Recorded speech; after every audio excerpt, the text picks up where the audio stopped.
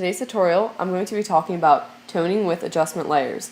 The reason I like to use adjustment layers is because as I'm working, I'm able to change the opacity and fill light of each layer to get a desired look. I'm also able to change the different blending modes. I'm mostly going to be talking about not one specific look, but just a broad range of how the tools work and how you can apply them to your own images. So I'm going to start off by using the black and white. And as you can see, it creates a new layer right here. What you're able to do is move the sliders around, and as you move them, you can see how your image is changing.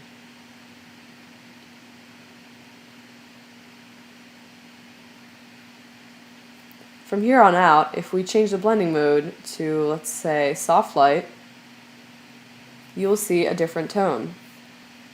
If we change the blending mode to overlay, you will see that it's much harsher and more contrasty. You can take some time to go through these blending modes to see what all of them look like. I prefer to use soft light, overlay, or multiply most of the time. So I'm going to click back on soft light because I liked what that looked like, and now I can move my sliders around to make different changes.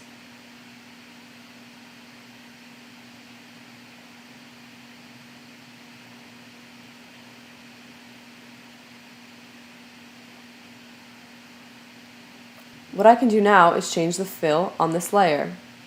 And as I tone it down, you can see that the effect is lessened. Since this is very subjective, you can play around until you get a look that you like. I think that looks pretty good. So now I'm going to go to my selective color.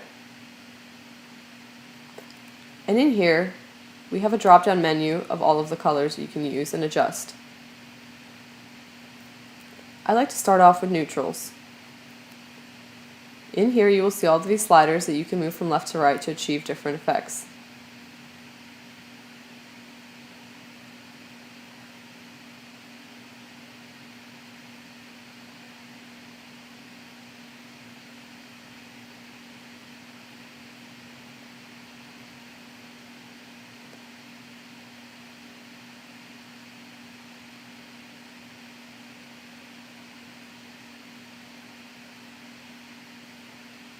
Now that I've done my neutrals, I can go to my blacks.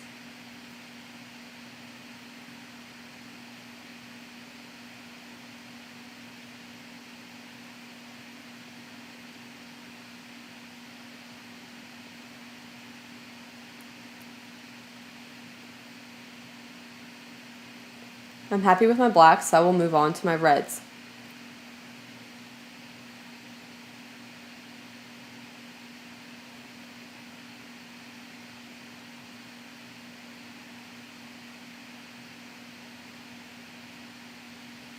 Now that I'm happy with my selective color layer, I can change the blending mode. Do soft light, maybe try multiply, and tone down the fill of that layer.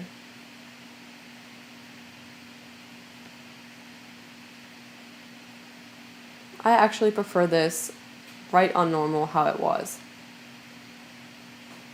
If you toggle this on and off, you can see the amount of difference it has made to just affect the reds, the neutrals, and the blacks. Now that I'm happy with my selective color, I can move on to my curves layer.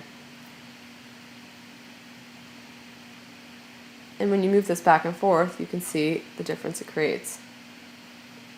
A very popular thing to do is an S-curve, which is upping your highlights and lowering your shadows. This creates a more dramatic, contrasty look. You're also able to change the fill of this layer.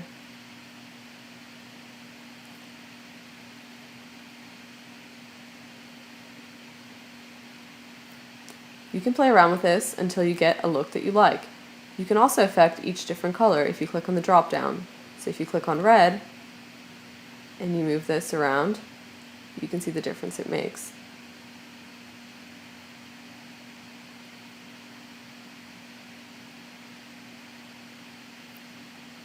Now that I'm happy with my curves, I can keep adding on more selective color layers.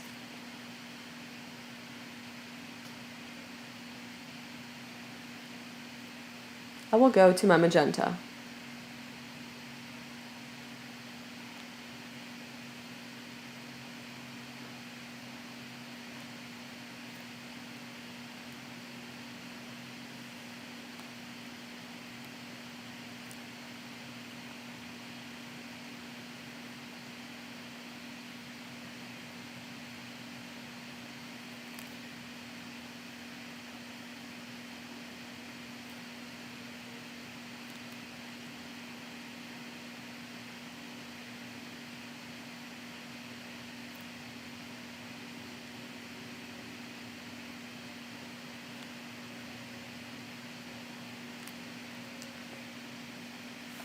Now that I'm happy with my curves, I can assess the image and see what other changes I would like to make.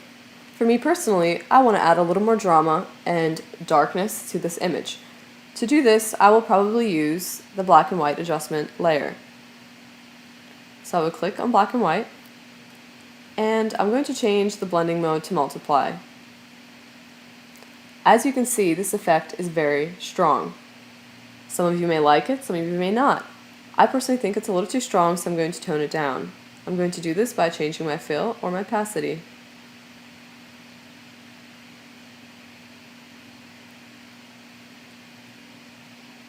You can play around with fill and opacity until you're happy with your result. You can also go back in and change some of these sliders. So at this point, I am happy with my image and the way it looks. So what you want to do is select all of these and drag them into a new folder and rename it to Tone. Now you can toggle this layer on and off to see the difference we have created. And if you think something is too strong, you are able to go back in and make any adjustments you'd like. So you can toggle these on and off, kind of see the effects they've created. And click on each and either lessen it or make it greater.